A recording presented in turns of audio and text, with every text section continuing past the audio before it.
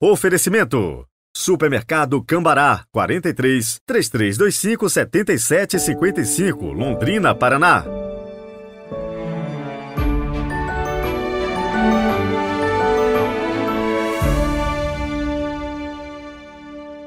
Terça-feira, 14 de fevereiro de 2023. Sejam muito bem-vindos ao nosso podcast Evangelho do Dia. Se você nos acompanha pelo YouTube, no canal Peregrinos do Rossio, não deixe de se inscrever e nem de deixar o seu like. Também algum comentário, compartilhando com a gente as suas experiências de fé. Isso ajuda demais o canal a crescer. Agora, se você está com a gente pelo Spotify, avalie o nosso conteúdo, dando uma nota para ele, tanto no YouTube como no Spotify. Compartilhe com os seus amigos e seja um evangelizador com a gente. E tem também o nosso Instagram, padre.heriberto. Por lá você pode falar diretamente comigo. É sempre uma alegria conhecer e conversar com você. Rezemos juntos.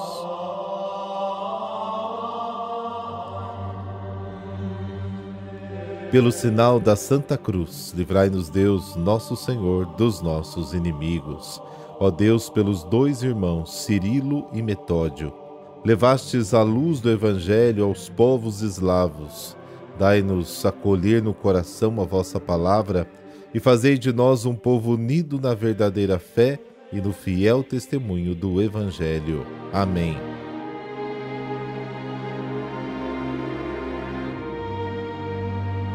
Marcos, capítulo 8, versículos de 14 a 21. O Senhor esteja convosco, Ele está no meio de nós. Proclamação do Evangelho de Jesus Cristo segundo Marcos. Glória a vós, Senhor. Naquele tempo, os discípulos tinham se esquecido de levar pães. Tinham consigo na barca apenas um pão. Então Jesus os advertiu: prestai atenção e tomai cuidado com o fermento dos fariseus e com o fermento de Herodes. Os discípulos diziam entre si: é porque não temos pão. Mas Jesus percebeu e perguntou-lhes: por que discutis sobre a falta de pão? Ainda não entendeis e nem compreendeis? Vós tendes o coração endurecido? Tendo olhos, vós não vedes, e tendo ouvidos, não ouvis? Não vos lembrais de quando reparti 5 pães para 5.000 homens? Quantos cestos vós recolhestes cheios de pedaços? Eles responderam: 12. Jesus perguntou: e quando reparti 7 pães com 4.000 pessoas, quantos cestos vós recolhestes cheios de pedaços? Eles responderam: 7. Jesus disse: e vós ainda não compreendeis? Palavra da salvação. Glória a vós, Senhor.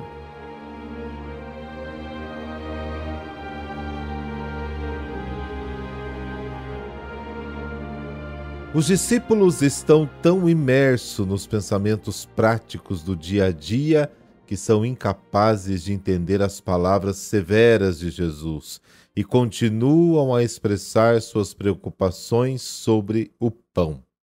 Jesus intervém e fala com eles em um tom de reprovação, como nunca havia dito antes. Seus corações estão endurecidos desde o tempo da multiplicação dos pães, lá no capítulo 6.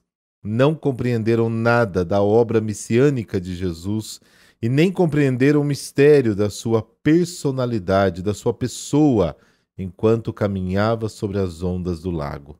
Porém, ainda agora, Jesus não abandona os seus discípulos, mas procura levá-los a refletir e compreender. Os discípulos devem estar atentos para não se deixar contagiar pela mentalidade dos fariseus e também de Herodes. Jesus quer que eles se afastem dessas duas partes. Dos fariseus, cuja religião é mais externa do que profunda e interna, e de Herodes, totalmente tomado pelas coisas do mundo e pela política. O aviso é sério. Judas vai cair exatamente nesse erro, infelizmente. Mas enquanto Jesus lhes dizia essas coisas, eles pensavam em outra coisa e disseram uns aos outros: não temos pão. É evidente a distração dos discípulos, a sua incapacidade de escutar. Estão tão imersos na preocupação com o pão que não prestam atenção em mais nada. Eles nem percebem a urgência e a importância do que Jesus está dizendo. Eles agem como se ele não falasse. É muitas vezes a nossa atitude quando nos colocamos em oração, cheia de distrações, cheias de preocupações mundanas. Vocês ainda não entendem e não compreendem? Versículo 17. A repreensão de Jesus assume uma amplitude insuspeita e resulta no diagnóstico completo da situação que afligem os discípulos: baixa capacidade de reflexão, cegueira, surdez, dureza de coração, perda de memória. Eles se lembram dos fatos perfeitamente. Eles respondem sem qualquer hesitação e são capazes de se lembrar muito bem do que aconteceu. Eles estão longe de serem tolos, mas não entendem o grande drama que se desenrola diante de seus olhos. Neste momento, voltam para casa e Jesus aproveita para fazer aos seus discípulos um exame de consciência bastante firme. Não é possível ler esta passagem sem ouvir o tom alto, altíssimo da voz de Jesus, com uma boa dose de decepção. O Mestre se encontra diante de 12 discípulos que não conseguem interpretar a simplicidade do seu Senhor. Estão com o coração endurecido. O diagnóstico de Jesus se concentra essencialmente em uma resistência, a dureza do coração. O coração, na linguagem bíblica, não era tanto a sede da vida afetiva, dos sentimentos, mas a fonte dos pensamentos, do entendimento, da inteligência. Aqui se denuncia a incapacidade de ver o significado messiânico do que está de fato acontecendo. É a cegueira espiritual. Os discípulos são duros de coração, porque não querem compreender quem é Jesus, e essa inteligência se identifica de fato com a fé.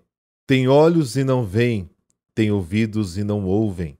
Todas essas perguntas não são uma condenação, mas um convite sincero e constante à conversão, que recorda as repreensões de Moisés, como está em Deuteronômio capítulo 29, e também dos profetas, Jeremias capítulo 5, Ezequiel capítulo 12, ao povo rebelde, eles dirigem essas repreensões. Ele os refere à sua experiência passada, assim como a memória dos benefícios do passado provocou Israel a sair do seu torpor e a regressar a Deus, como está no Salmo 77. Assim também a memória do que fizeram, distribuindo pão às multidões saciadas em abundância, pode chamá-los à sua responsabilidade e ajudá-los finalmente a compreender quem é Jesus. A função deste texto corresponde à primeira fase do milagre que se segue. Jesus quer que enxergamos além do que vemos.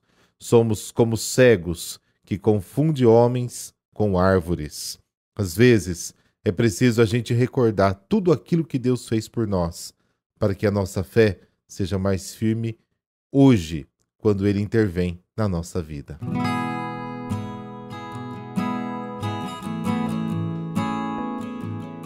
E hoje a igreja celebra São Cirilo e São Metódio.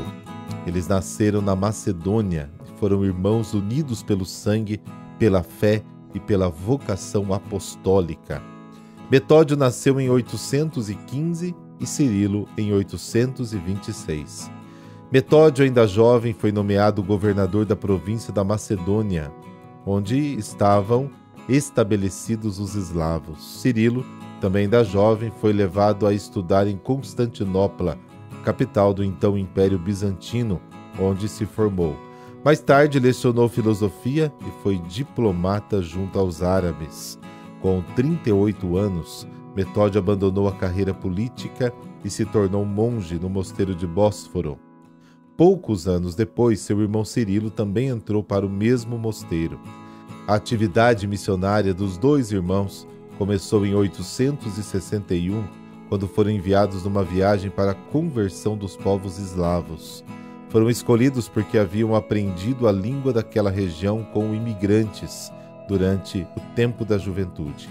São Cirilo criou um novo alfabeto eslavo, conhecido atualmente como o alfabeto cirílico, utilizado na Rússia e outros países próximos, e nele traduziu a Bíblia, a missa, os rituais e ensinamentos cristãos. Isso permitiu o acesso do povo local aos conteúdos do Evangelho. Também a adaptação de ritos à cultura eslava foi providenciada pelos irmãos. Contudo, na época, a Igreja utilizava oficialmente apenas os textos sagrados em grego ou latim, na ideia de que havia risco da unidade eclesial ser rompida se outras línguas fossem usadas. Assim, muitos religiosos ficaram contra o trabalho de Metódio e Cirilo. Os dois foram então chamados a Roma, onde receberam o apoio do Papa Adriano II, que abençoou pessoalmente os livros litúrgicos escritos em língua eslava. Cirilo seria ordenado bispo, mas doente faleceu em Roma aos 42 anos. Metódio foi ordenado sacerdote e voltou para a missão com os títulos de missionário apostólico eslavo e legado pontifício. Em 869 foi nomeado arcebispo de Sírmio e 10 anos depois voltou a Roma para novamente defender-se dos acusadores dos seus métodos. Outra vez o Papa os aprovou. Faleceu em 885. Os dois foram proclamados patronos da Europa ao lado de São Bento pelo Papa João Paulo II em 1980.